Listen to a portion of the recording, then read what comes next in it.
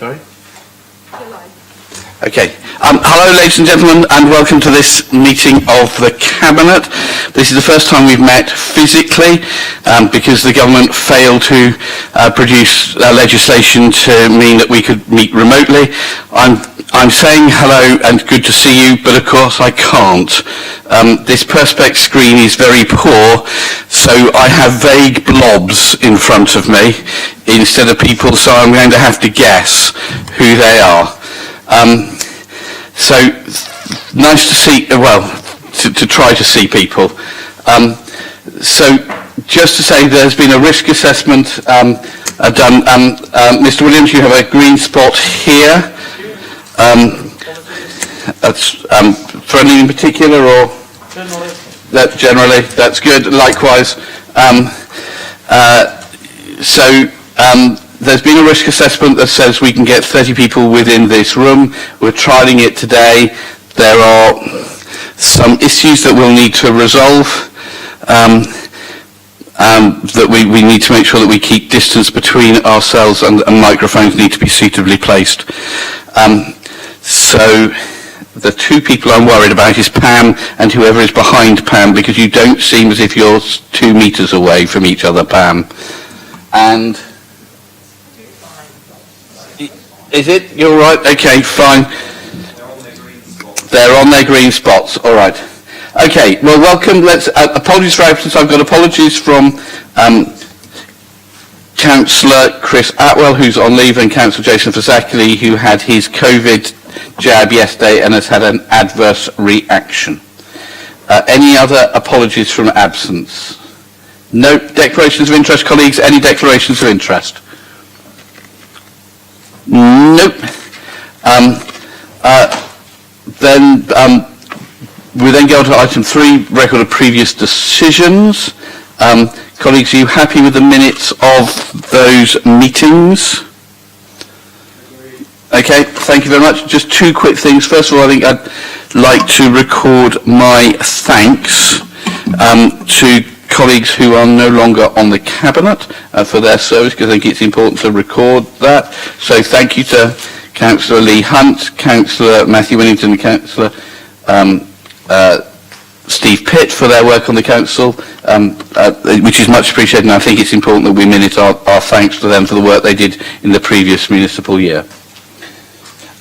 Secondly, just to let colleagues know, I'm becoming increasingly concerned about the lack of a government announcement in terms of the booster programme for COVID injections, and so I'll be writing to the government today to ask them to let people know what the programme is so that people can plan.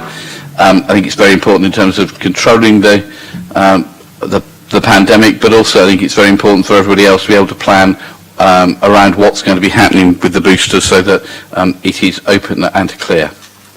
Okay, let's move on to item 4, clean air zones, additional exemptions and sunset periods.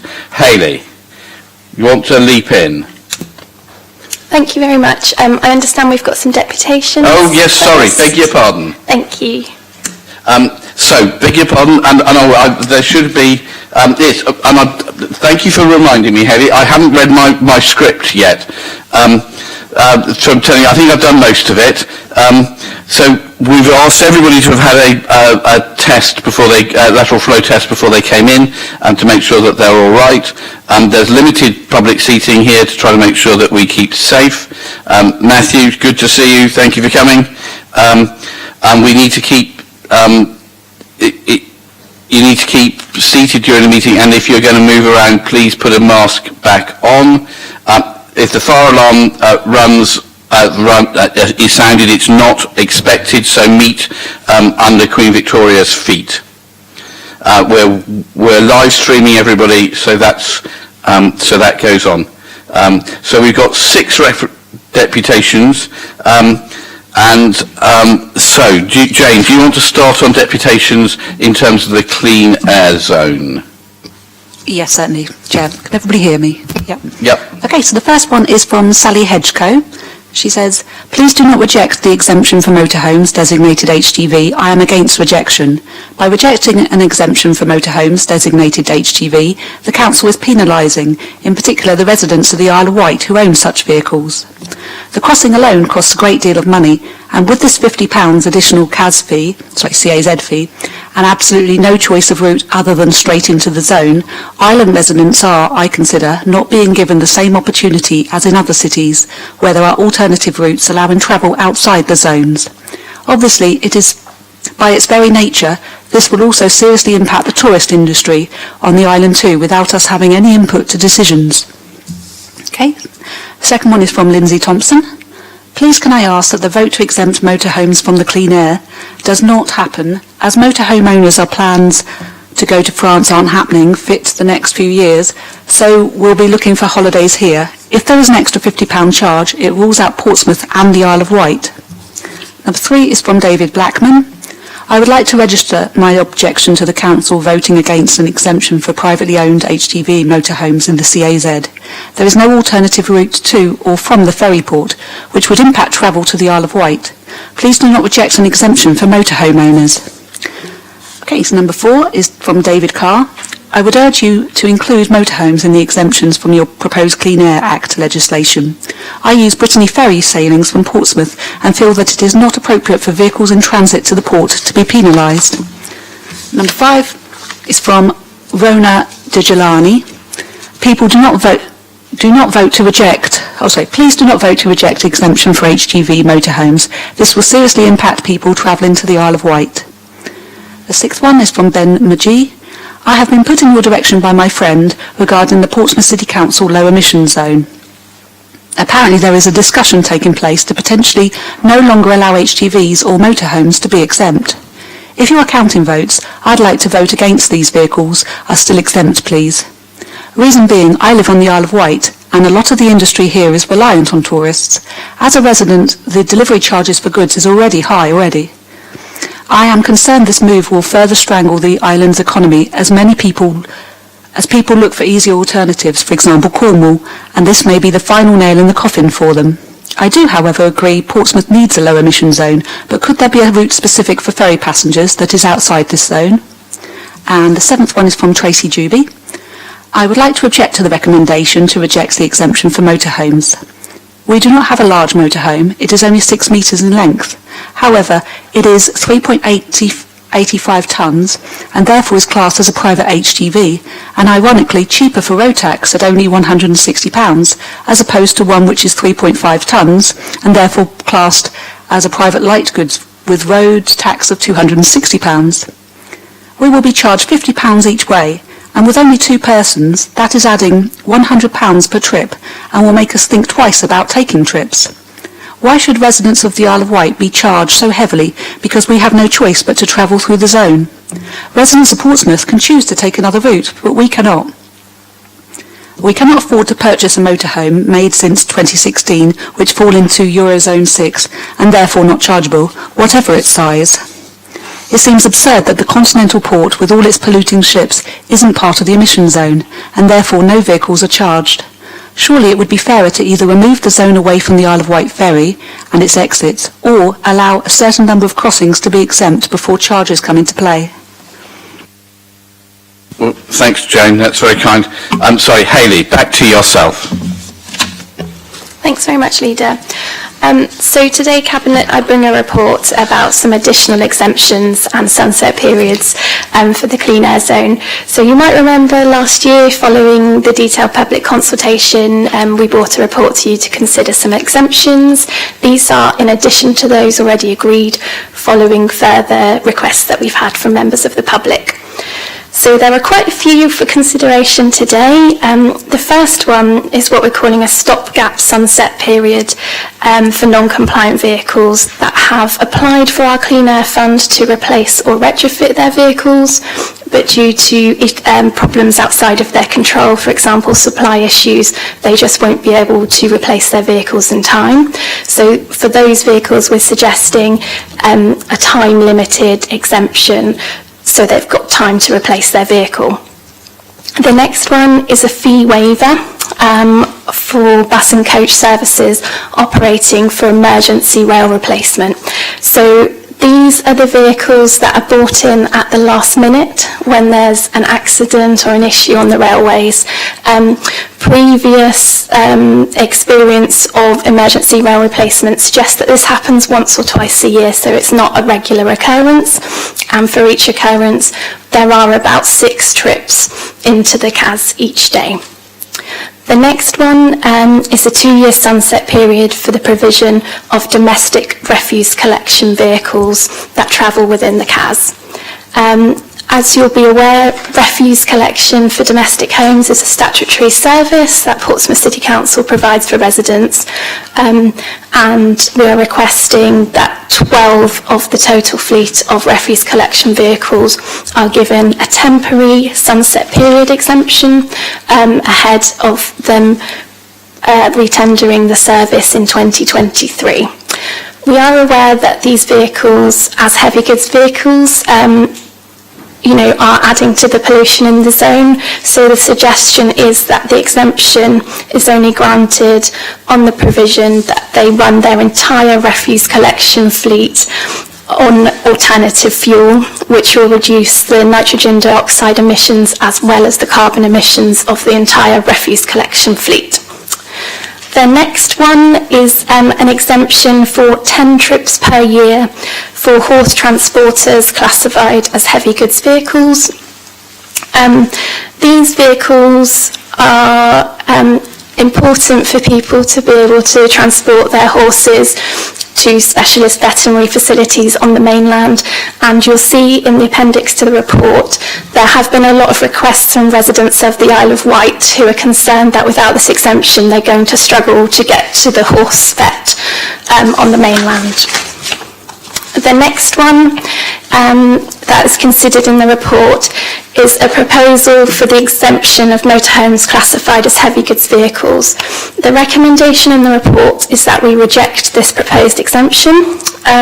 This is because, unlike the horse transporters, the motorhomes are for leisure use. It's not essential travel. There's no kind of animal welfare issues as related to the horse transporters. So we're proposing that this one is not approved. The next one is a exemption for hybrid vehicles that do not meet the relevant CAS Euro standards. So for our CAS, vehicles need to be Euro 6 if diesel or Euro 4 if petrol. If they're a hybrid vehicle, they are classified by the diesel or petrol part of their engine. We're aware that in our taxi and private hire fleet we have one vehicle that is a Euro 5 hybrid. This exemption, if we opened it up, would allow vehicles that aren't licensed in Portsmouth to come in and drive in the city if they're non-compliant. Apologies. So we're proposing that we reject this exemption because it's going to open up cross-border hiring for non-compliant vehicles. The one vehicle that we know that would be affected by this exemption who is licensed in Portsmouth, we've spoken to the gentleman and he's happy to apply for our Clean Air Fund instead to replace his vehicle. The next one is an exemption for pre-planned rail replacement services. So these are the ones at the weekend when you get the train and they say, oh no, you're on the bus instead because we're doing maintenance work. So we're suggesting this is rejected because it is pre-planned. The rail operating companies reasonably could say to their suppliers, no, we need a Euro 6 compliant vehicle. And then finally, we're recommending that this is the final consideration of exemptions and sunset periods. You'll be aware that we have to make a legal charging order before the CAS goes live, and that takes time to do. So we can't keep revisiting these issues. So we're recommending that today is the last time we consider any further exemptions and sunset periods. Thank you.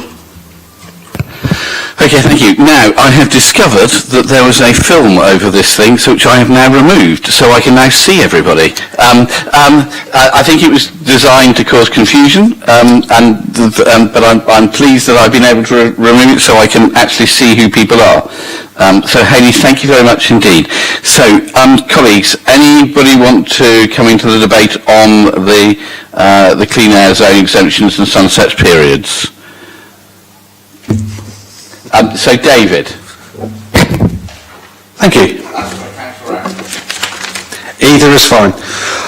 As regards the clean air zone, it's one of those things we struggle with, isn't it? It's the ministerial directive was put upon us. We didn't have a choice for it, but it seems very odd, really, that we're trying. Our preferred method would be to encourage people to use things like public transport, and this clean air zone seems to punish things like buses and taxis and private hires. But we've got to go with what we've been given on this. It doesn't address the real issue, which is too many cars, something that Councillor Stagg has been saying for many years, and something which a lot of people agree.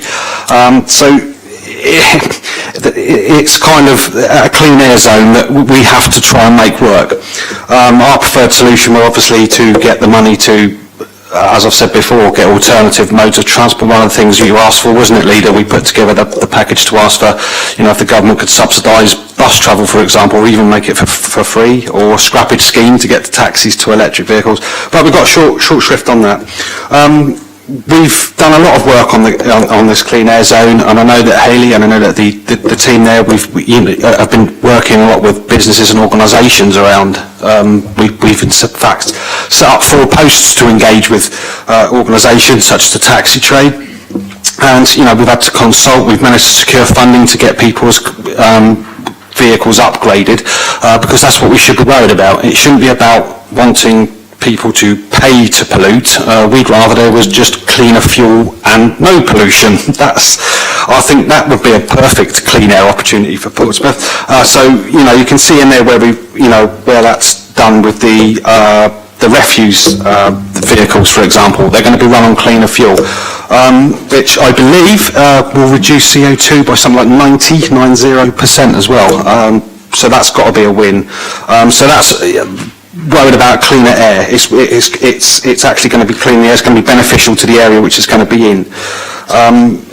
But the other things on that, like the horse boxes, for example. I know we're not exactly overrun with horse boxes in Fratton and Charles Dickens, but at the same time, I can understand that if it's for animal welfare, people might need to get over here, and we don't really want to penalise them for that. So they haven't been exempted completely. I believe it's a restricted number of trips, isn't it? Yeah, which makes sense.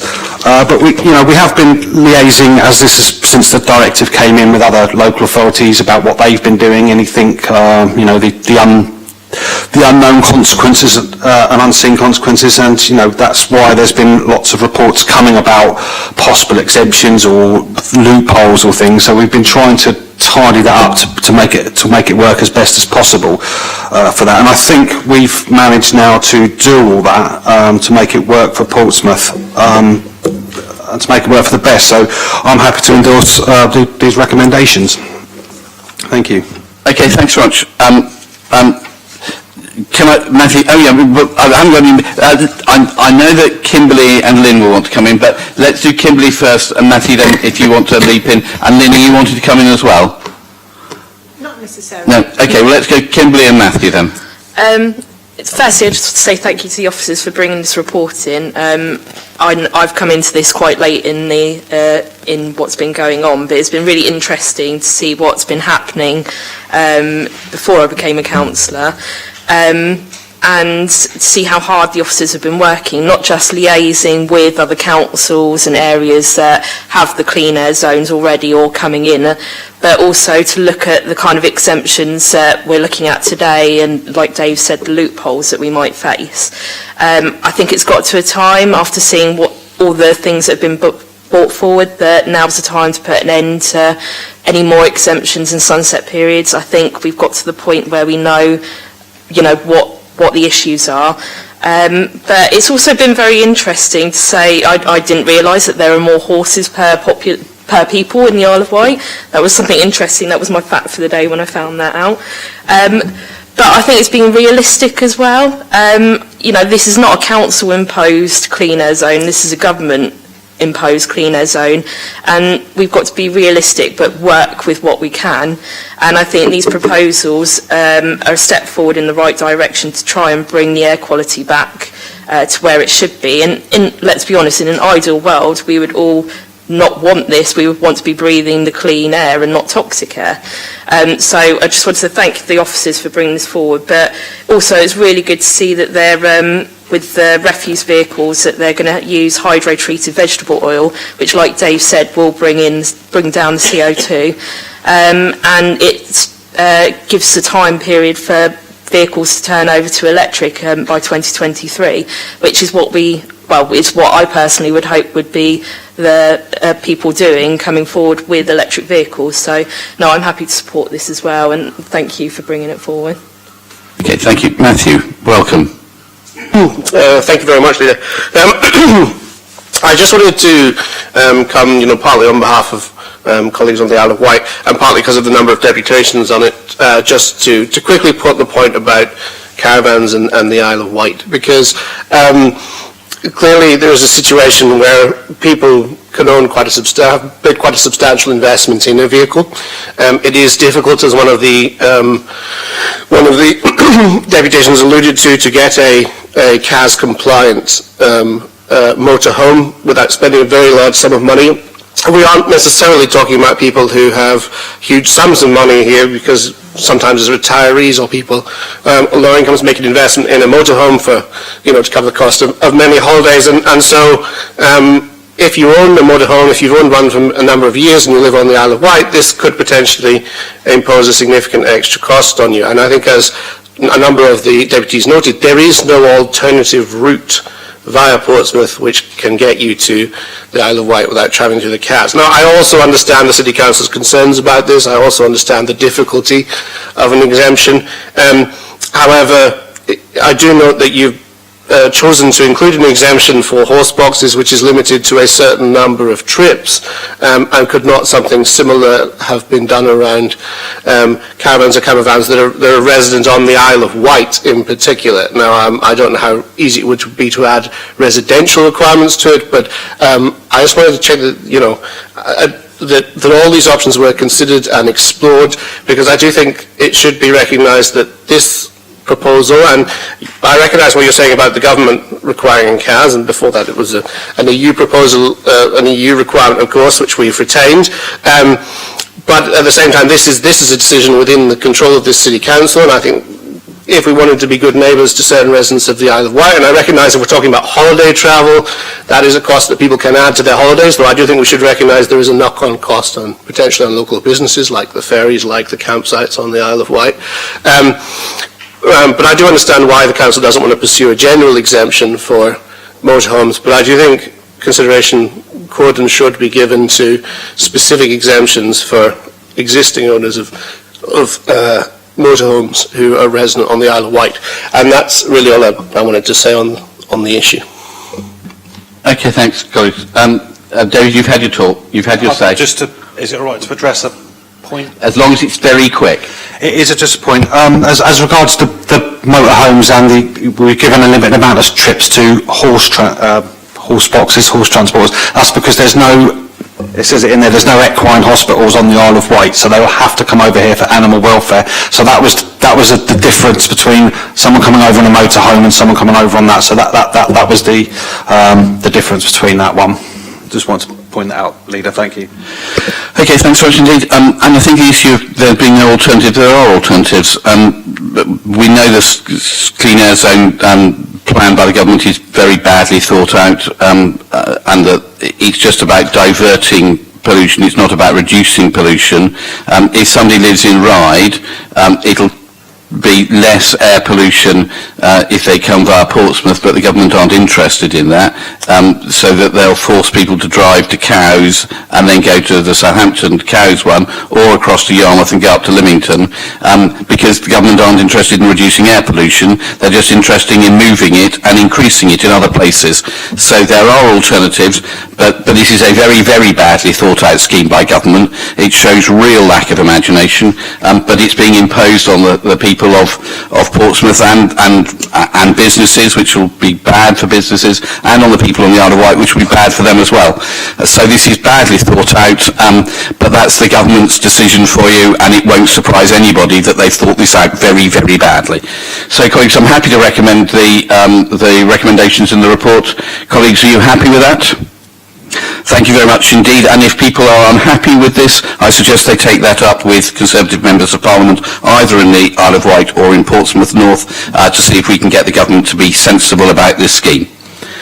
Okay, let's move on. National Bus Strategy.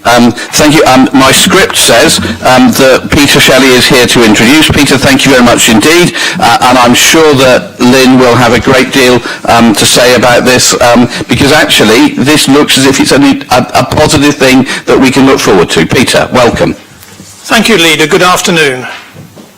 The Enhanced Partnership is part of the National Bus Strategy for England, published in March 2021.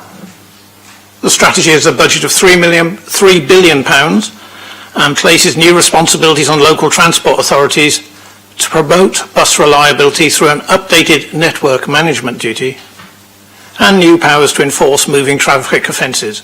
It also replaces on responsibilities on bus operators to work effectively with the City Council.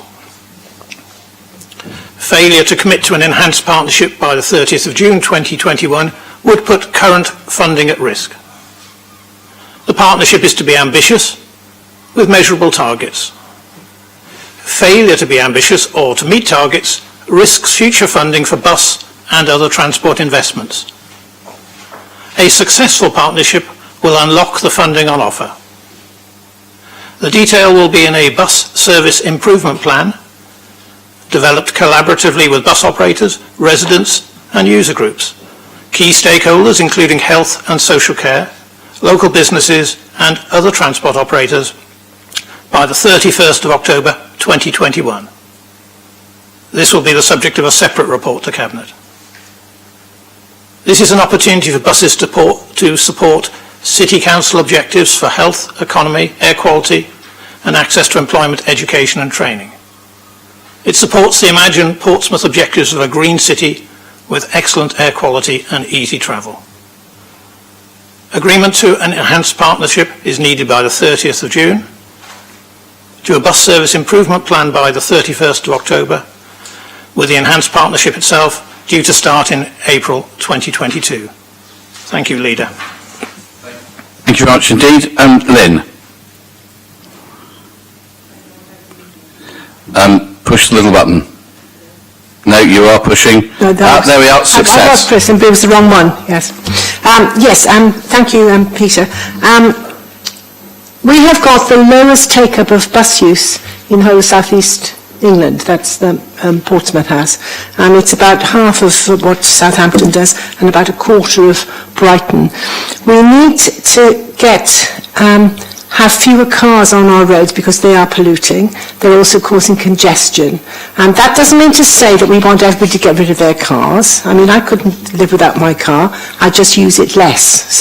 But to use the buses to get places, we need to get that to happen so that we can improve the air quality and improve the health of people travelling, less travelling in cars, using buses far more.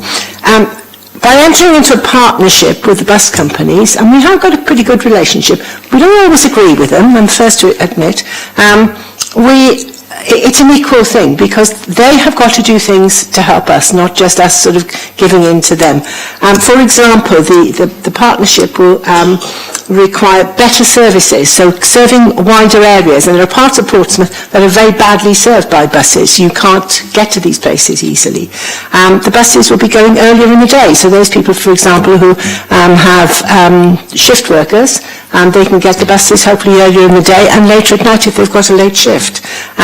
There'll be integrated ticketing, so no longer will you have to buy a separate ticket to go on first from Stagecoach, and hopefully in time we'll have integration with rail as well. That's perhaps a long way off, but that makes life a lot easier and a lot cheaper as well. And that comes to cheaper fares, and we do have higher fares here in Portsmouth than they do in other parts of Hampshire, and that's something we want to sort of see reducing. And we need to have more frequent services. Now, this all fits in as well with other aspects of what's going on in transport. For example, under the South East Hants Rapid Transit schemes, we are introducing more bus-only lanes, which will hopefully take cars off the roads and give bus passengers much quicker times coming into and out of the city. So if we can cut down on some of the traffic that comes into the city and goes out of it as well, it will all help. This is something that is exciting because we have got a good say in it. We've got more power to control what's going on than we have up to now. And so I would hope that we will vote in favour of this. Is just entering into a negotiation with partnership to create a partnership with the local bus companies. We're very keen to join us. And I want to add here that First announced just last week that there are 5 areas of the country where they're introducing electric buses. Portsmouth is one of them. And towards the end of next year, we'll have 34 electric-only buses, which is really, really good news. So we have got a good relationship already, and to extend that into a good partnership, I think everybody will benefit. Thank you. Okay, thank you very much indeed, Lynn. Hugh. Question to Councillor Stagg. The third bullet point is cheaper, more low, flat fares in towns and cities. The evidence from Brighton and Hove would seem to be that the 60-minute ticket has been a remarkable success. Are we discussing such things as flat fares and time tickets with the bus companies here? And if not, can we?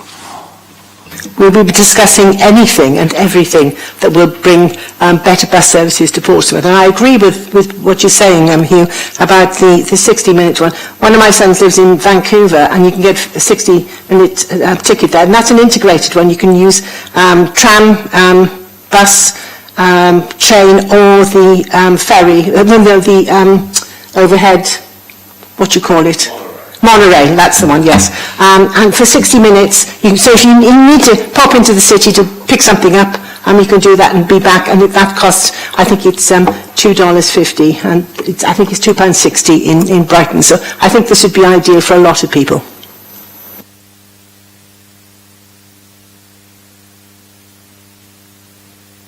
Yes? No? Okay, that's fine. I'm trying to be inclusive. Okay, folks, I think it's a sensible thing, and having been highly critical of government over the last bit, I think we need to be here applauding the fact that the government are putting money into public transport, and we need to recognise that. If we can actually get fares down and more people onto the buses, that's a really, really good thing, and it would change a lot in the city. Bus services across the country have been cut and cut and cut for a long, long time. And everybody in local government across all parties recognises that the denationalisation of the bus services has been a complete disaster. It is across all parties we recognise that, because all it meant is that what used to happen where the unprofitable routes were subsidised by the profitable routes now means that the profitable routes subsidise the shareholders and the unprofitable routes have to be paid for by taxpayers. So that's not worked. So I'm really pleased with this, and I'm absolutely welcome the report, and I hope we will see significant reductions in fares in Portsmouth and significant increase in the number of people using buses, so that we can make sure that people, as Lynn says, leave their cars at home because there's a better and a more economic alternative. So, colleagues, are you happy with this report? Thank you much indeed. Okay, moving on. LTP4. Hayley. Thanks. I think I'll introduce it. Today, yes. Thanks very much, Lido. So this report sets out the changes that have been made to the draft Portsmouth Transport Strategy, which was approved for public consultation by Cabinet back in July 2020. And it seeks approval by Cabinet for the adoption of, to recommend the adoption of the Transport Strategy and Implementation Plan by full Council. So extensive public consultation was undertaken on the strategy between the end of September 2020 and the 21st of December 2020, the results of which are included in Appendix I, and a number of changes have been proposed to the strategy, and these are presented in Appendix J. The strategy itself aims to deliver improved connectivity within our city and the wider city region through improved travel choices for our residents, supporting individuals to be less reliant on their car and be able to use their car less, with the aim of improving air quality and overall health outcomes for our community. The associated implementation plan outlines the incremental steps towards the overall goals identified in the strategy, which will act as a framework for delivery over the next 17 years and help us deliver improved connectivity, improved air quality and better travel options for our community.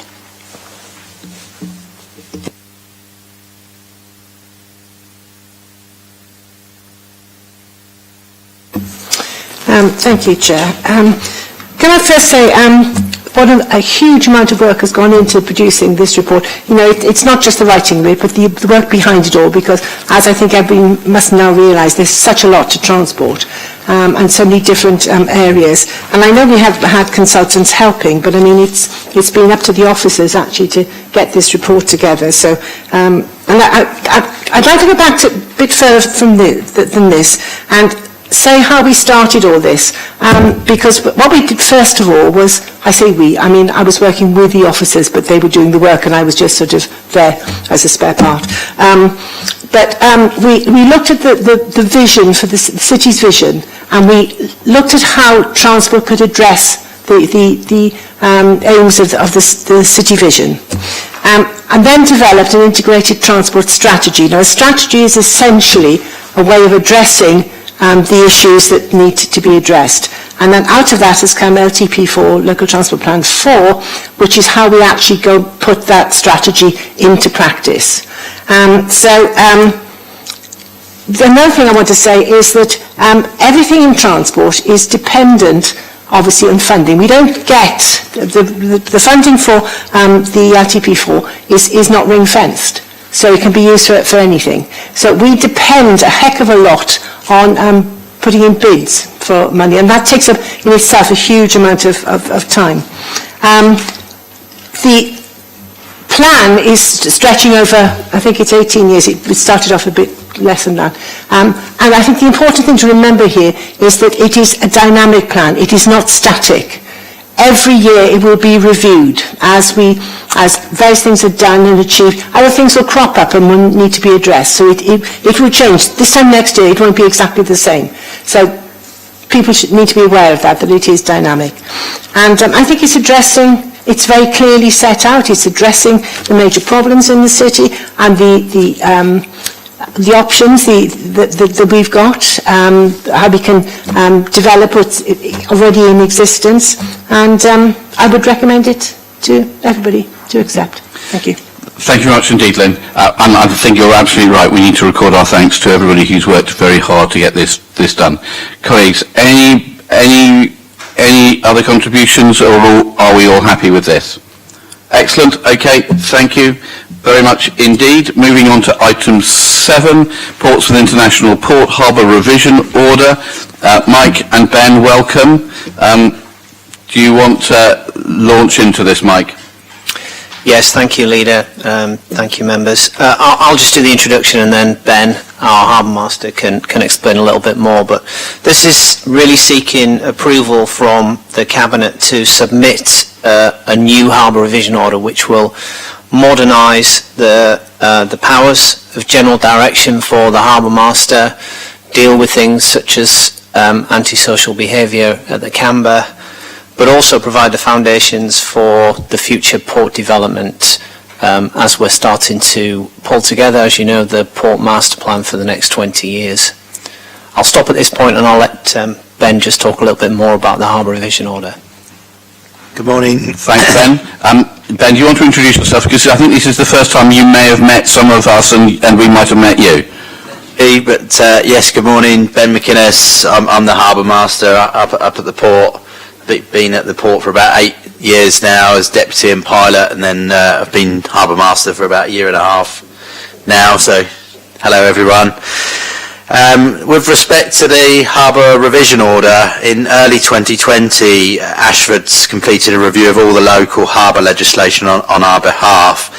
The findings of that review established that there is a number of different statutory harbour undertakings for which the Council is a statutory harbour authority. At least 3 separate undertakings, including Mile End Quay, Camber Dock and Flathouse Wharf undertakings, and then other miscellaneous and other undertakings. As each piece of harbour works is undertaken, we've got a new harbour revision order for each piece of works. Each statutory undertaking is governed by a different local harbour legislation. The Council does not currently have powers of harbour direction or general direction in respect of Portsmouth International Port, and other common statutory harbour powers that the Council does not have include no wide general power of dispersal relating to freehold disposal or leasehold disposal of land not required for harbour purposes. We've got no wide modern charging power for services and facilities provided, and they vary greatly between the different undertakings. And there's no standard provision regarding the use of harbour funds from the different undertakings. And there's no modern wide definition of vessel. This falls into play with the camber and jet skis. We haven't got any current power to stop jet skiers going out the harbour from the camber, despite it being prohibited. So Ashford's therefore advised, and we advise the same, that the Council should give careful consideration to proceeding with a harbour revision order application to consolidate and modernise the local harbour legislation applying to the Council as statutory harbour authority for the various undertakings that make up Portsmouth International Port. Harbour revision orders are statutory instruments, and applications are determined by the Marine Management Organisation, or MMO, in accordance with the Harbours Act. So why do we want to do it? Part of our duties under the Port Marine Safety Code are that we review all legislation, including bylaws and directions, on a regular basis. And the Guide to Good Practice on General Directions states that harbour authorities would be well advised to secure these powers to support the effective management of vessels in their harbours. Serious consideration should therefore be given to proceeding with an HRO application to obtain powers of general direction as recommended by the Port Marine Safety Code. Compliance with the Port Marine Safety Code is particularly important for a port as busy as Portsmouth International Port. Further reason to apply for the powers of general direction is that we are extending the standard power of general direction to also cover vehicles and port operations ashore. This means that in future, SHAs with such powers should be able to repeal all or most of their bylaws and instead maintain a set of up-to-date general directions covering both wet and landside operations. These general directions can generally be made and amended in an 8-week period if there are no objections. On the other hand, bylaw applications can often take more than 18 months and incur greater legal fees. We also want a full consolidation and modernisation of the powers and repeal nearly all of the current local harbour legislation. With regards to the application fee, it's currently £4,000, but since 1st of April 2020 an application fee increased to between £15,500 and £17,500 has been anticipated. We're due to get 1 week's notice for such, and as such we've prepared our application that we can submit it at any point from now without incurring those additional fees. So in short, that the harbour revision order takes our existing powers and legislation, modernises it into a modern harbour revision order, gives us powers of general direction in order that we can control vessels and movements around the harbour, and in particular with respect to jet skis and antisocial behaviour around the Camber Docks areas. And by doing it now, we will save money on the application fee to the MMO. So it's the Port's recommendation to the Council that we proceed with the application to the MMO for the harbour revision order. Thanks both Ben and Mike for that. That's very helpful. This seems an entirely sensible thing to do to bring us up to date, and I think it's yet another example about how the new management team at the port are changing things significantly for the better. So my thanks, both Mike and Ben and the whole team. I think it's particularly important that we have powers to try to make sure that we keep people safe near the Canberra. I am really worried that with the new big White Link ferry and propellers at Four Corners, that there could be a very serious accident there if people are not behaving in a sensible way. So I'm very happy to propose this. Colleagues, any other thoughts? Hugh. Just briefly, Chairman, given the complexity of legislation around harbours, and especially a harbour such as Portsmouth, where you have the Queen's Harbour Master involved as well, I think anything which brings this together, makes it more coherent, makes it easier for people to use, is to be welcomed. And so I think I certainly welcome this initiative. Okay. Sir, any thoughts? No? All right. No, you scratched your head at one point and it looked as if you were asking to speak. I think you just bought a picture for a couple of million. Colleagues, I think this is a very sensible thing to do. So colleagues, are you happy with this, that it goes forward? Thanks very much indeed. No, Lisa. Really? Modern slavery. And colleagues, just for completeness, the Harbour Revision Order goes on to full council for approval, and likewise our next one, the Modern Slavery Statement. I think that goes on to full council, doesn't it, as well? It's just for noting, yeah. Thank you. Lisa, leap in. Okay, so hello. Thank you for inviting me, thank you, Leader, and for the humour as well. Thanks, Dan. So the draft Modern Slavery Statement, which you have in front of you, is to be sent to Council for noting and for approval by this Cabinet. The updated statement is attached to Appendix 1. We've sent out another couple of useful reference documents for councillors as well, which are from the Hampshire and Isle of Wight Modern Slavery Partnership, and those documents are also available on our children's safeguarding website and our adult safeguarding website. Some members may be aware of the statement from previous years, but for those that are not, publishing a statement in a prescribed format is a requirement for commercial companies and public organisations under Sections 54 of the Modern Slavery Act 2015. And this is the third statement that the Council has published. The Council's responsibilities are broader, of course, than commercial organisations, in that there are also safeguarding requirements as well. Item 2 of the report sets these out, and they are identification and referral of victims, and there's a section with more information in item 2.5. Supporting victims, and this can be through the Safeguarding Children and Adults Board with care and support needs, or through housing and homelessness services. Community safety services and enforcement and disruption activities, both independently and with partners. We are also required to make sure our procurement processes and supply chains are free from modern slavery. The programme of work, there's an annual programme of work, and this year's programme of work for the coming year is set out in item 10 of the statement, and addresses developmental work in relation to strategic leadership, working with partners, raising awareness, developing and expanding our training programmes, procurement and supply chains, and the enforcement and disruption activities, so across the board, really. Portsmouth's Safeguarding Adults and Safeguarding Children's Boards are actively involved in work and lead the work, in fact, to support victims of modern slavery that we come across. In relation to strategic leadership, our Director of Corporate Services, Natasha Edmonds, has taken on the executive lead for modern slavery, which fits really well with the work on social value and community engagement that she's already leading. Natasha will chair a working group that will oversee the delivery of the development programme, and this work also supports the city vision and identifying and supporting victims of modern slavery.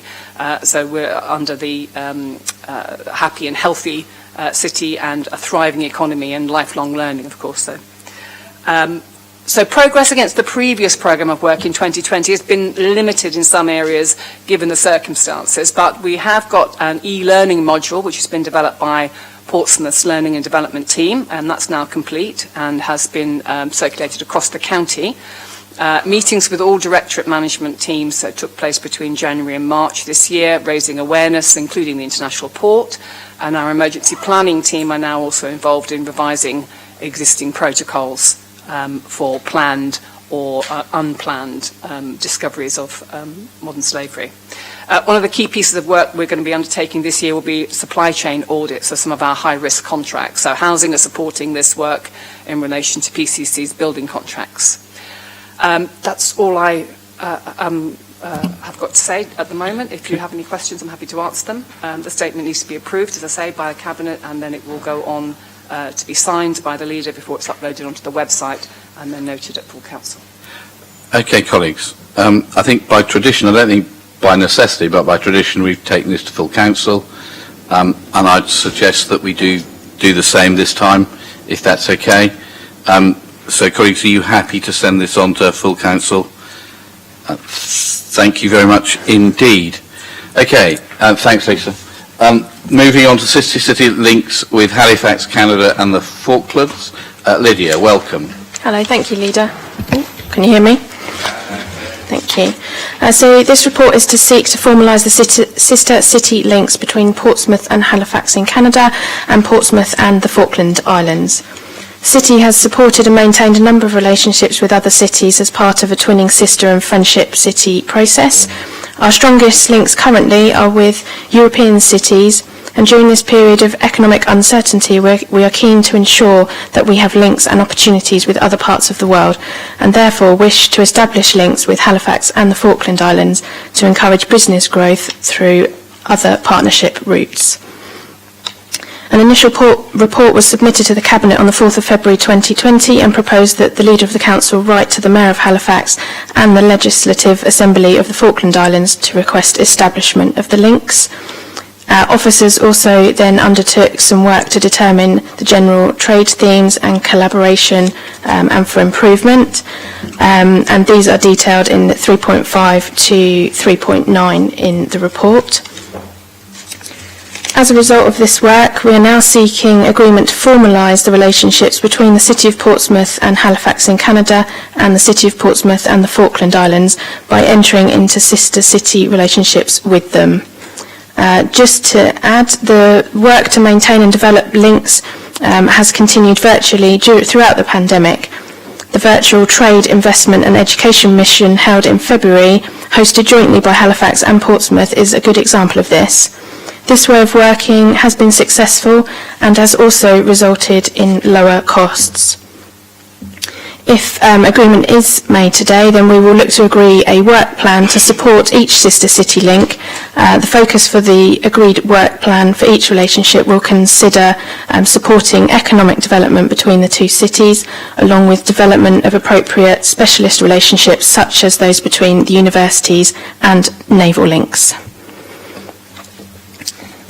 Okay, thank you very much indeed, Lydia. I personally think this is a very sensible thing to do. This is about building relationships and particularly to encourage trade between ourselves and others. Actually, I think, Lydia, things that I've seen that have been very successful over the last few years have been trade missions to China and to Bangladesh, which to foster trade between those countries and ourselves, and I think this is the way in which we should be going and to build those links. Halifax is an obvious one. It was the home of the Royal Navy on the North Atlantic and on the North American peninsula continent, for a long time, and it's now the home of the Canadian Atlantic Navy, and it's where the Type 26s designed in Portsmouth are being built, and so lots of they'll be built in Halifax, but lots of the equipment that go into it will be come from local firms here, and if we can establish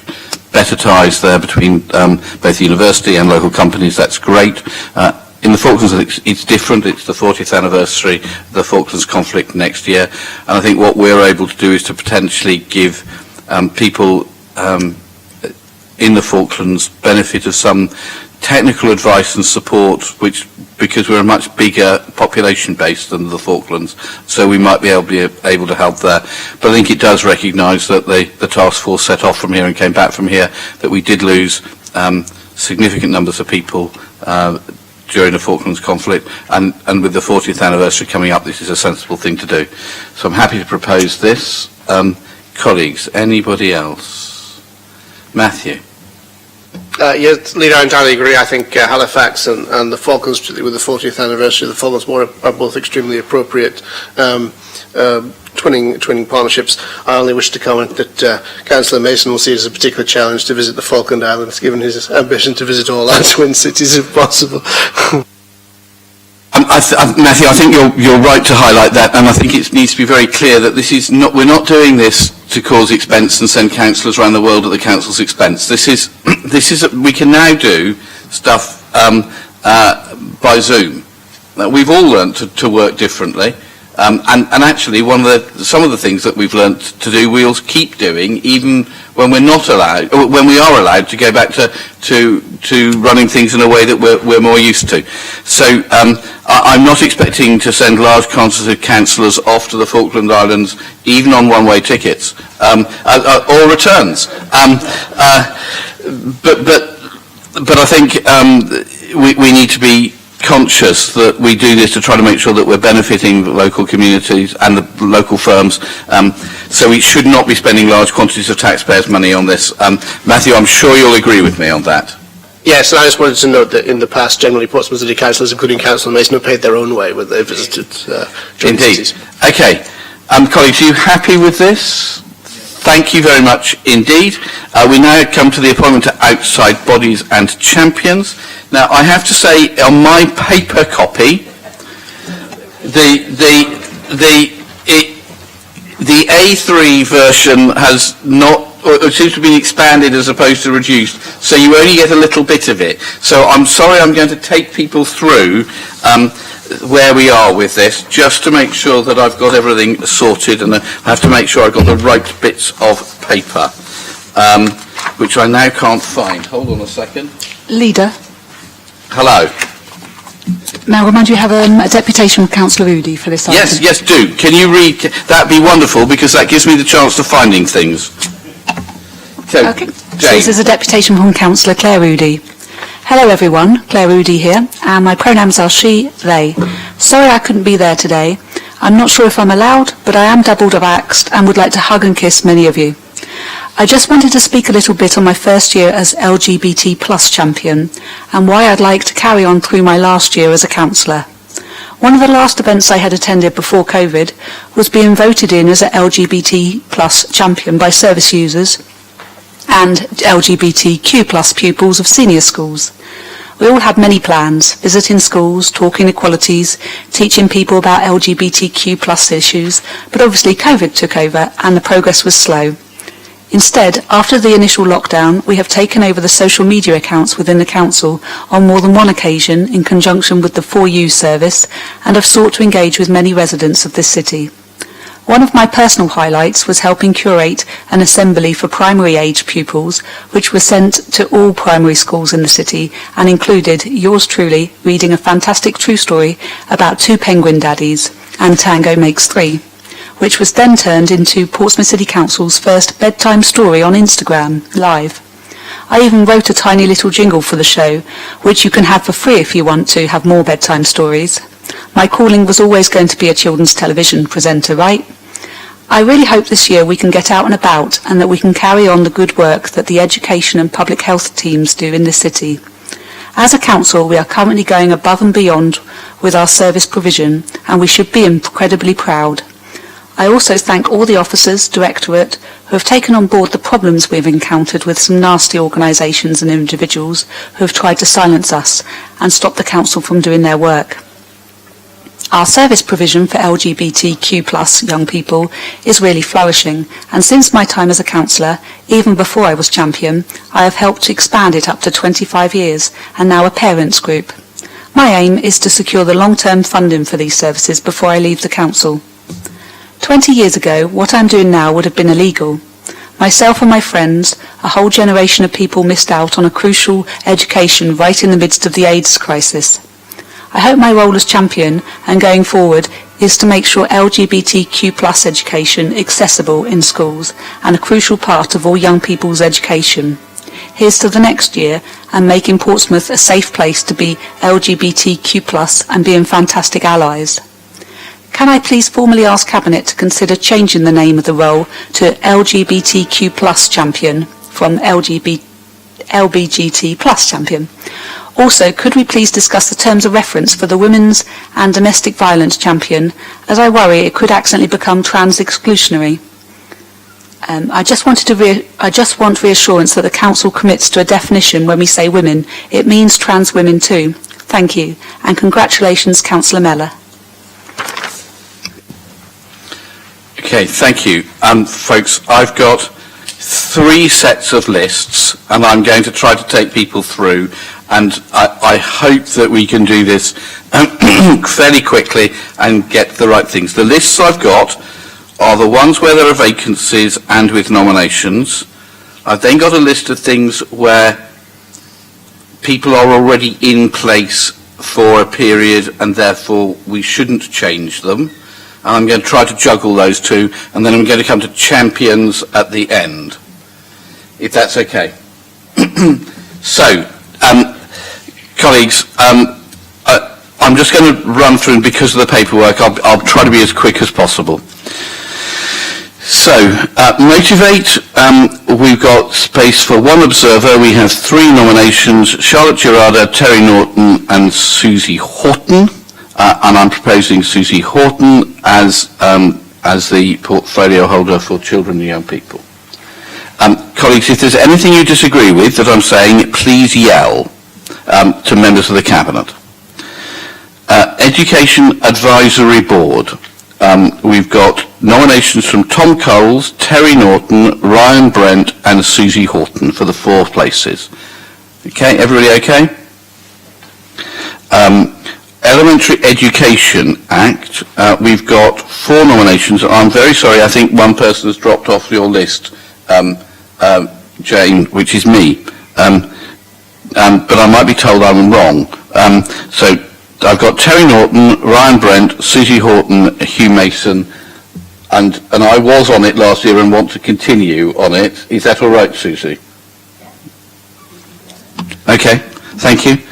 On the Standing Educational Council for Religious Education, Tom Coles continues. I know both Maria Cole and Taki Jaffrey would like to continue, but Susie Horton has resigned, so we do have a vacancy remaining on this. Who has a burning desire to do religious education? Okay, we'll re-advertise and see if there's a person who wants to put themselves forward. Aspects Visual Arts Trust, we have 2 nominations for the 1 place. Judy Smythe and Chris Atwell, and my nomination is Chris Atwell, it's in his ward. Baffins Community Association, only Darren Sanders put himself forward. Buckland Community Association, 2 places, only 2 nominations, Jason Fazackley, Leo Madden. City of Portsmouth Sports Council, there are 3 places, and that is Scott Pater Harris and Ben Downing, but there is space for a Labour nomination as well, if anybody wants it. Duke of Edinburgh's Award, 1 nomination, Chris Atwell. Eastney Area Community Association, 2 nominations to replace Jenny Brent.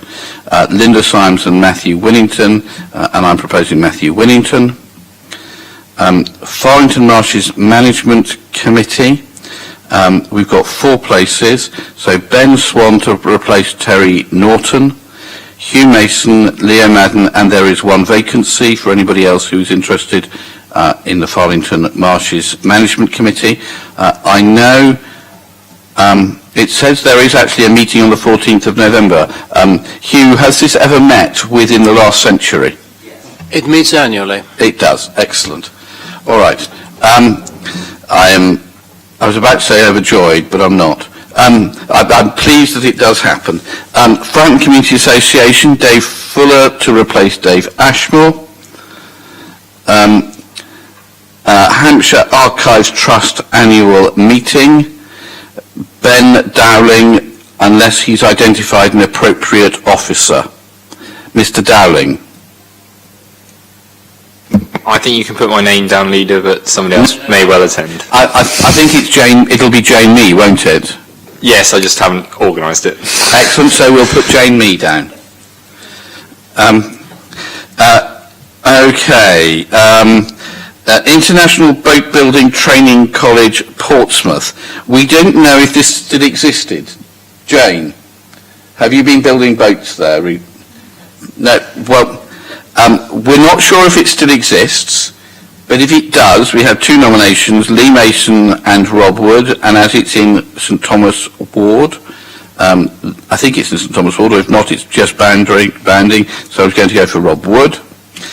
We then got the King's Theatre Trust Limited. Now, we had a discussion last year, because traditionally there has been one Conservative councillor and one Lib Dem councillor, and last year Linda Simons was nominated but was not a Conservative councillor, so Luke Stubbs kindly did that. I'm sorry to say that Luke, I don't think, has had the ability to attend any meetings, so we have three nominations, which is Linda Symes, Hugh Mason and Rob Wood, and unless I know otherwise, Linda Symes is not currently a member of the Conservative group.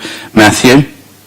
She was readmitted last week. That is interesting. I don't know if you want to comment, if you want my comments on these issues. I was going to save them up generally at the end, but since you raised that... So I've had a request, because I've had a request from the King's Theatre to say what they really want is people with a business experience and a business brain, because coming out of COVID, not only they're wanting stability, but they're also wanting people who can help with the business side of it. And I know Hugh has been on for many years to give stability, and Rob comes from a private sector business background and runs his own business. So I think they were welcoming of those two things, which is what I would propose to do, because that's the skill set they've asked for. But Matthew, if you want to come in. Sure. I mean, obviously, when it comes to Linda, I've nominated her for a reasonable number of things. I do know that we've already passed something which is in her ward, the Eastern Area Community Association, which you've nominated Matthew Winningston for, whereas he's, of course, not currently a ward councillor, whereas Linda is one of the currently ward councillors. And I would like to maintain the tradition of, wherever possible, of one from the main group and one from the main opposition group. I think generally where there are multiple spots, that is a good principle to proceed on, and obviously, if it remains a tradition and remains a convention, it's something we would respect if we're in leadership. However, obviously, the decision lies with you. I might say more on that later when we get to one of the other potential nominations. Okay, so my feeling is that because it's been such a difficult year for the creative industries, and because of my role at the LGA, I talk to the Theatres Trust on a regular basis, etc., and there is a real risk to regional theatres across the country, that I think actually having Rob's business brain this year would be particularly helpful this year. But I think I absolutely recognise, Matthew, that we need to get, if we can, back to the tradition of making sure it's shared out. But for this year, because of the COVID crisis, I'd go with Hugh and Rob, but on the basis that we would then aim to get back to a position of sharing from next year on, just to make sure that we've got that tradition continues. So that's what would be my proposal for this year, and to try to make sure that we make it back to being one Conservative, one Lib Dem for the future years. Okay, moving on. Landport Community Association, Claire Udy.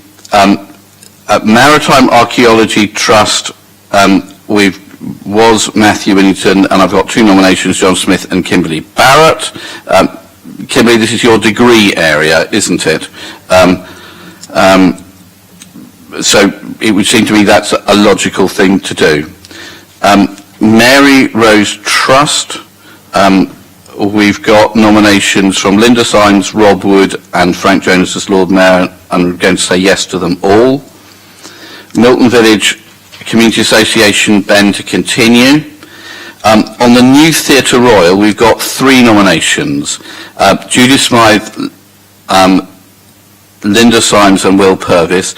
We are at a very, very delicate stage in the negotiation for buying the freehold of the new Theatre Royal, which we had all hoped that the lawyers would have completed many months ago, but are held up in legal.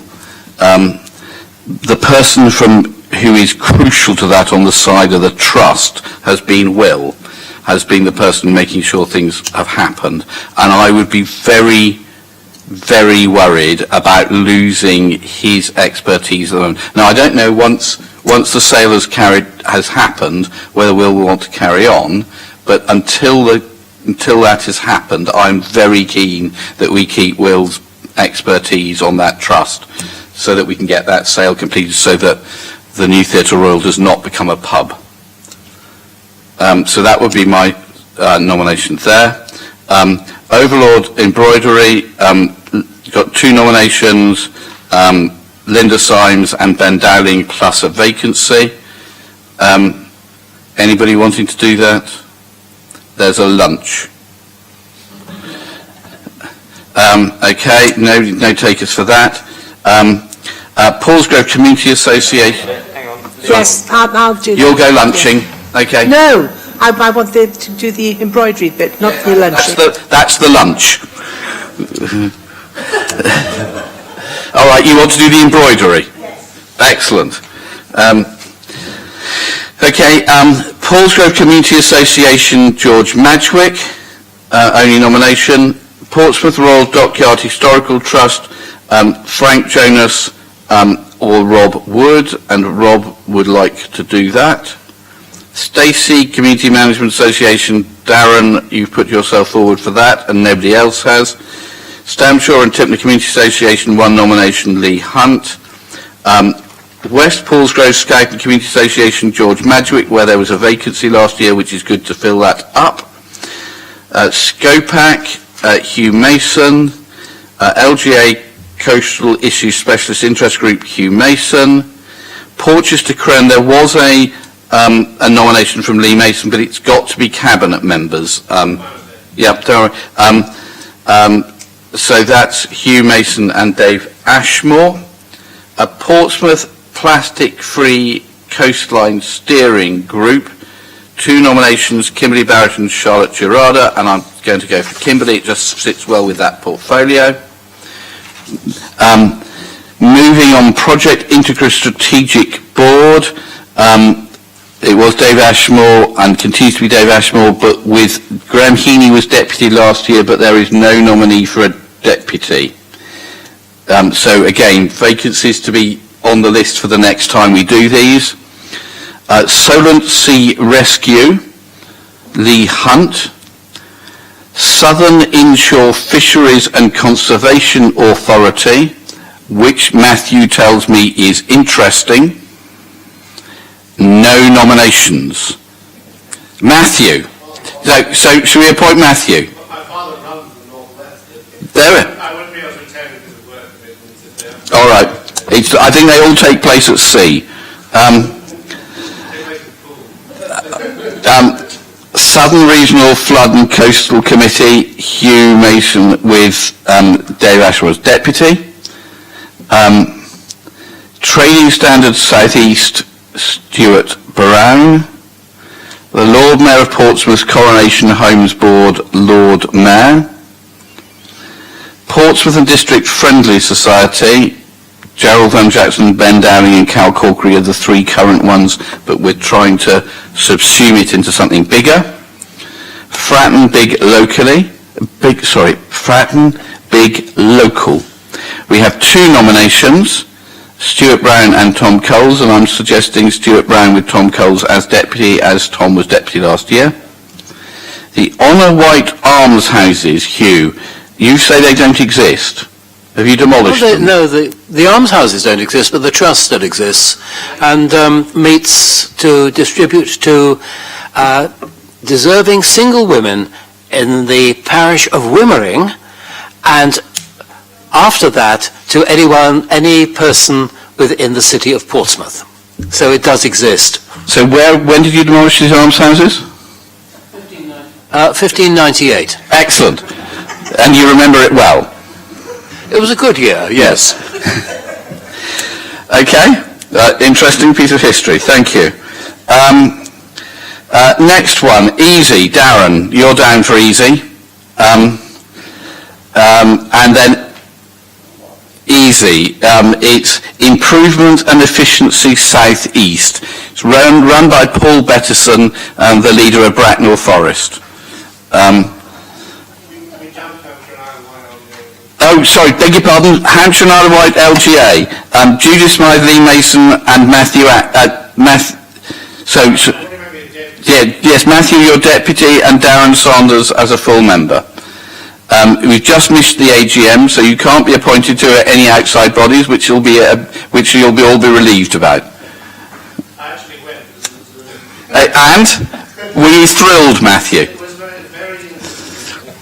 Donna ended up as chair of it one year and was furious. I talked to him. Good. So, Darren, you're easy. And then non-exec director of EASY is Rob Wood. Port Advisory Board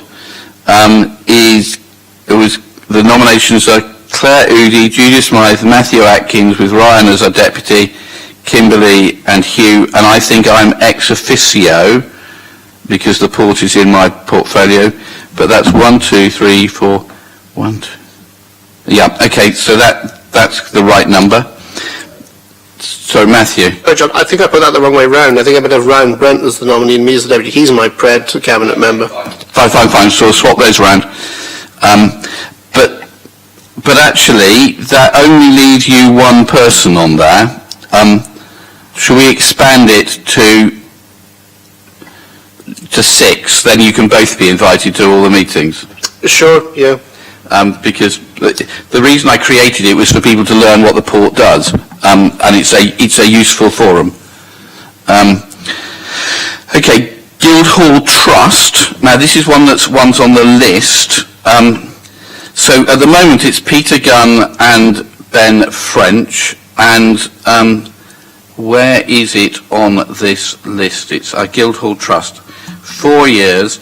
So Peter Gunn was appointed in 2020, so his term should carry on till 2024, so he's not up. But Ben French was appointed in 2018, and that is now over 4 years.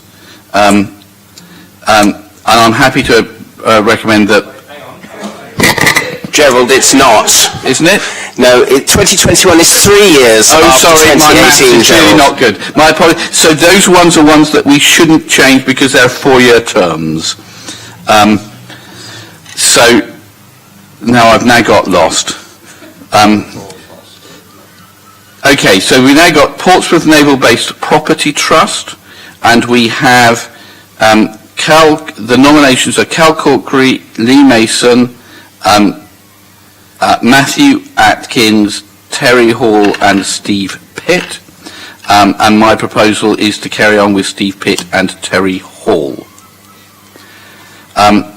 Push Joint Committee, Hugh Mason with Matthew Atkins as deputy. Push Overview and Scrutiny, Judith Smythe with Ryan Brent as deputy. Sigoma is Lee Mason, and Hugh, you used to do this, and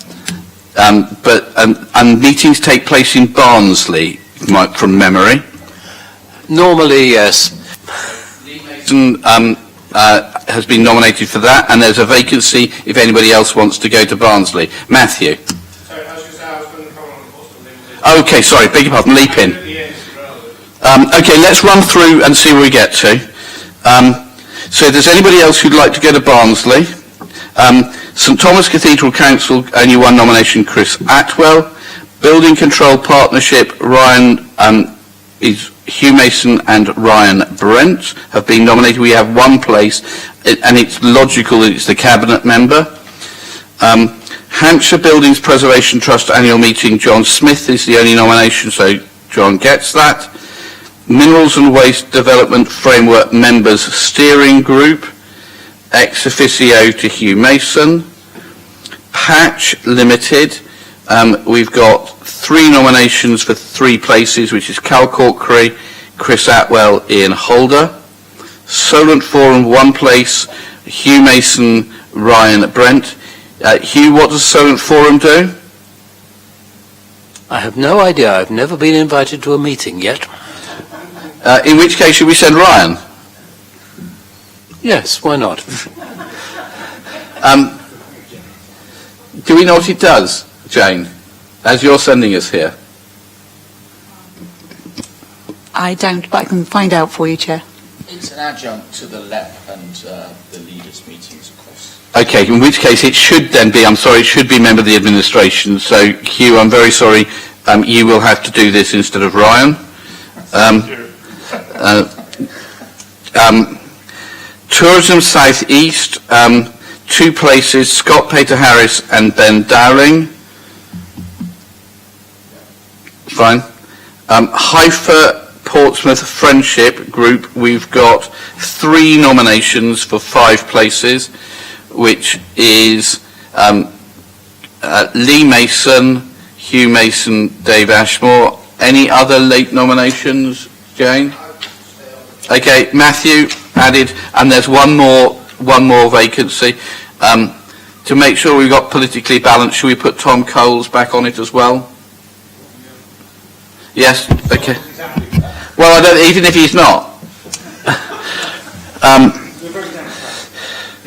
We need to be inclusive. South East Employers.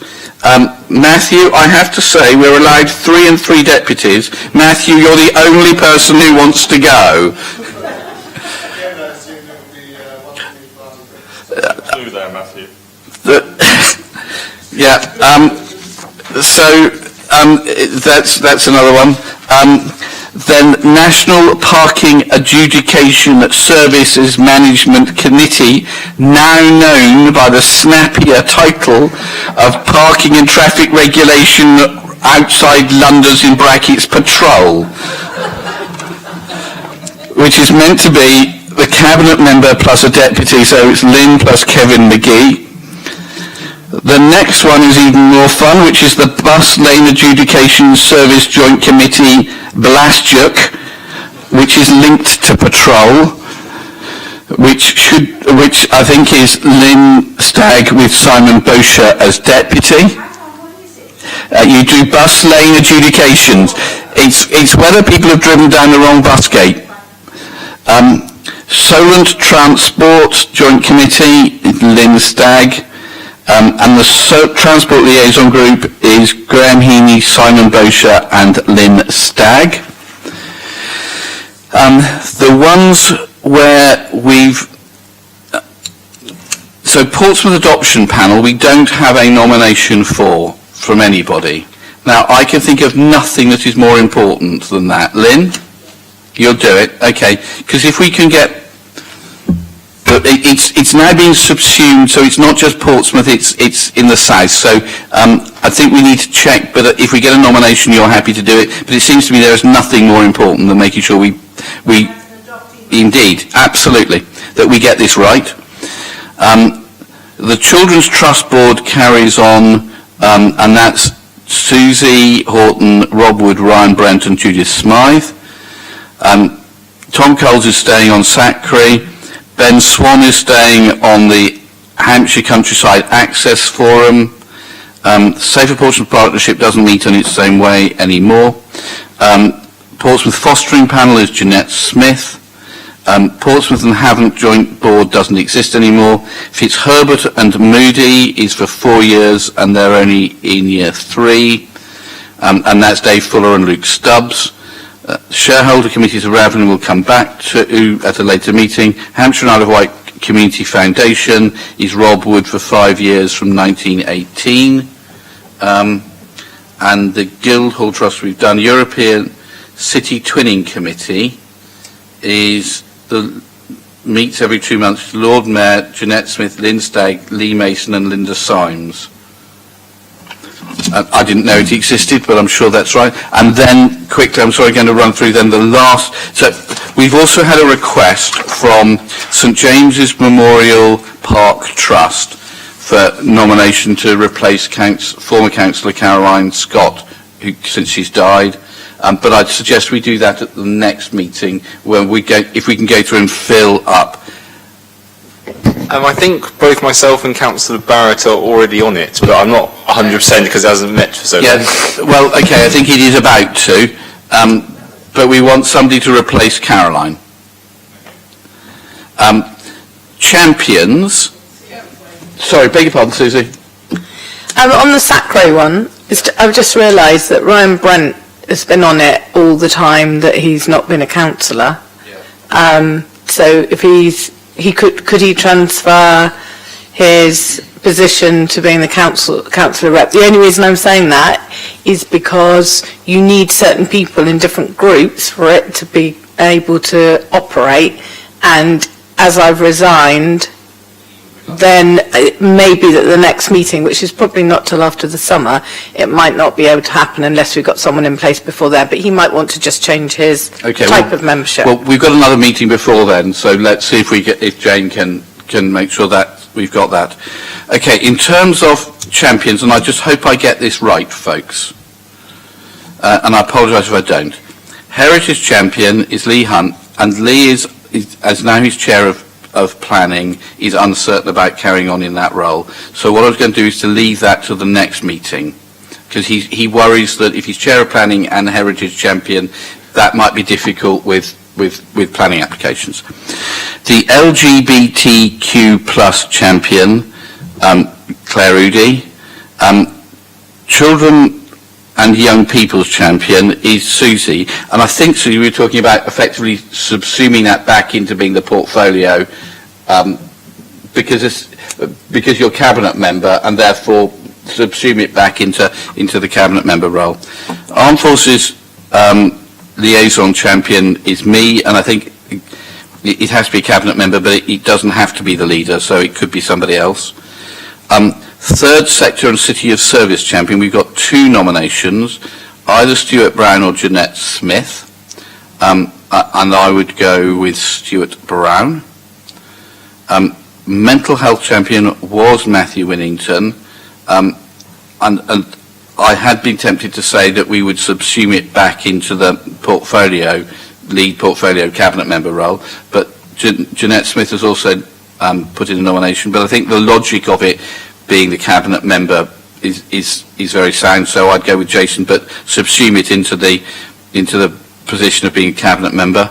Homelessness champion, Darren Sanders, you have preventing homelessness in your title as cabinet member, so again, subsume that in. The women and domestic violence thing from Kirsty Mellor seems very sensible. I think we should listen to what Claire said in terms of making sure that this doesn't become something where there is a conflict, and if we are very clear that women, and we need to write this down, that women, and it should be actually women and children and domestic violence, that women include people who are trans women as well, and be very clear. Matthew. I did complete, and I thought I had submitted a complete list of nominations from our group for these champion positions I haven't as well. seen. No, Matthew, what have we missed then? So tell us what I've missed, sorry. Can you read them out again, and I'll try and remember. Heritage, I'm putting off. So I'm going to put that off and not make an appointment of this one. LGBTQ plus. New was the nominee. So this was one where the young people chose who it was, and I think it would be wrong for us not to respect. Yeah. Children and young people, I was just subsuming back into the cabinet member role. Okay, I did nominate for it, but No. The Armed Forces Champion? I nominate Frank Jones for that. Well, my understanding, Matthew, is if we're to retain our gold accreditation as an employer, it has to be a cabinet member. And we've worked really hard to get that accreditation, and I wouldn't lost. Okay. Third sector city of service. Did you have somebody for that, Matthew? Was Chairman New, but I cannot be 100% certain. So I'm tempted to go with Stuart on the. Yeah. The mental health champion, I was subsuming back into the. And is he your spokesperson for adult social care? He's actually not, but he has a personal interest in mental health because of his own relationship with mental health. What have I got? Sorry, I've just got a message from Councillor Corkery saying that they've obviously submitted some Labour ones, but have you got the list? I haven't. Look, in which case, with all the champions roles, can we put them all off to the next meeting?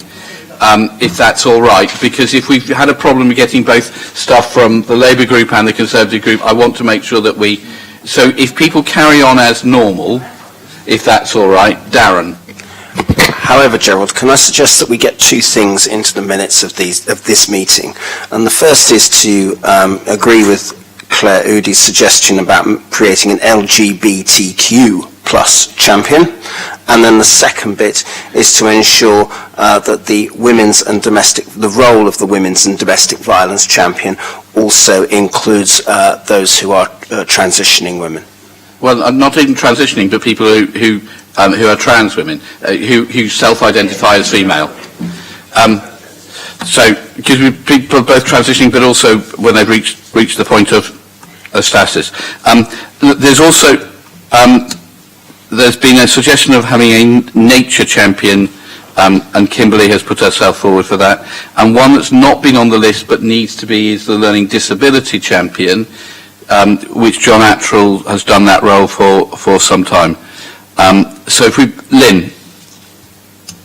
Yes, I think I'm right in saying that as far as domestic abuse is concerned, I think something like 19% of the victims are men, not just women. Yeah. So I think maybe we need to consider putting that in. So let's have a think before we get to the next meeting, but it gives us a little bit of time to see if we can get a report written about champions and maybe get some definitions in which might help. So if it's okay, colleagues, what I'm going to suggest is that we keep everybody who's in post for the minute, but we come back next cabinet meeting to go through these, because I want to make sure we've got all the nominations in, so we can look at everything in a sensible way. With that, I think, Matthew. Do Matthew, leap in. Trust. I didn't want to make a huge issue about this, but I have had a conversation with you about this before. I do feel that this isn't just a role that affects one ward or is a sort of single organisation. This is a very large organisation, the Naval Base Property Trust, that controls very important strategic property in the city. And also, I do think we have to recognise it's one of the small number of roles that actually adds additional compensation. So there is a honorarium attached to this of around £7,000 to £10,000, I think, which isn't a huge sum of money, but it is financially compensated. And I do think that as a result, both of the importance of the role strategically to the city and its significance, and as a result of the financial compensation, actually this is something where there should be nominations of sitting city councillors. I think the danger with nominating people who are not city councillors is it looks somewhat nepotistic. It looks like jobs being handed out to people on a rather opaque basis, because obviously it's not open to scrutiny by the council, it's not open to scrutiny by the public, and I'm not actually calling into question in any way the expertise of Terry Hall and Steve Pitt, who I obviously know Steve Pitt. I don't know Terry Hall, but I recognise she was on this for many years. But I do think from a point of view of accountability, these should actually be roles that go to sitting councillors. I've also expressed that it's my opinion, and I have nominated Lee Mason, sitting councillor, myself, if there wasn't another, but there is another nominee. Cal Corkery has nominated himself. So there are city councillors willing to do this role, and I suspect there would be talent, and I think it's rather a negative commentary on the talent within the chamber to suggest that these are not roles that there is expertise to fill within members of the City Council. So I do feel quite strongly that these should be nominations because of accountability, not looking like this is something which is handed out to cronies or friends, that it's City Councillors who take the roles. I would prefer a tradition, as there are two roles and it's such an important aspect of the city. It is strategically important, and it's a statutory trust requirement that there were one from each of the two largest groups. I think that would be a good convention. I would follow that convention if that was one that was in place. But my strongest point is I do think they should be sitting councillors. And the issue really with the nominations of Terry Holland and Steve Peat is neither of them are currently sitting councillors. And I just don't feel that's appropriate, and I do think Cabinet should take that into serious consideration. If two non-sitting councillors are given this role, I do think that that is something I might want to raise further at full council or beyond, because I do think that is something that should require scrutiny, because they are a small number of roles that attract relatively significant financial compensation. And that was my point on that. So I do think with two roles it makes sense if it was the two largest groups, although Cal Corkery has put himself forward, and my main concern is that I think these should be sitting councillors, because I think they should be accountable to council as well, so that if we have an issue with what's going on at the Naval Base Property Trust, we can inquire as of that person in the council chamber as well in that role. So that was what I wanted to say particularly on that. I mean, across the board, I do feel like today there has been a somewhat expansion of the administration party's nominations to various different organisations, though I have made my position clear on the other positions where we've discussed that, and it was not a huge number, but I do think that there is also that creeping sense, and I thought that about the champions as well, but it looks like you didn't receive my nominations, so I think that's the reasoning for that. But I did feel strongly about this issue of the Naval Base Property Trust, so I did wanted to make that point, and I do think you should take it into consideration and consider nominating a member of your own group who is a current sitting councillor, and then take into consideration appointing a member of one of the other group. Thank you.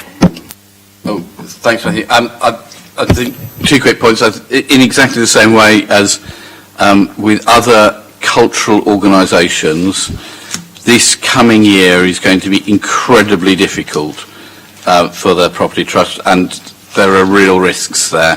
So having for a year stability and working with people who they know and where we've got definite skills, I think would be very valuable to them. But I think you make a good point in ordinary time in terms of making sure that that there are councillors on this, and I think that would be the intention for future. But COVID has hit the companies and organisations and charities who are reliant on the visitor economy, people buying tickets to come in, very, very hard. And therefore I think for this year there is a good reason for an exception, but I don't think that exception would last into the future. So at that point then I'm going to, those are all the nominations. I hope, Jane, you've managed to keep up with all of those and running around. So that is the close of the meeting. Thank you very much indeed, colleagues. Jane, what do I need to do? You need to turn us off. So thank you very much indeed, everybody, for turning up. We look forward to seeing you again, and there is another meeting of the Cabinet scheduled for next month, and I can't remember when. But Peter will know. No, Peter doesn't know.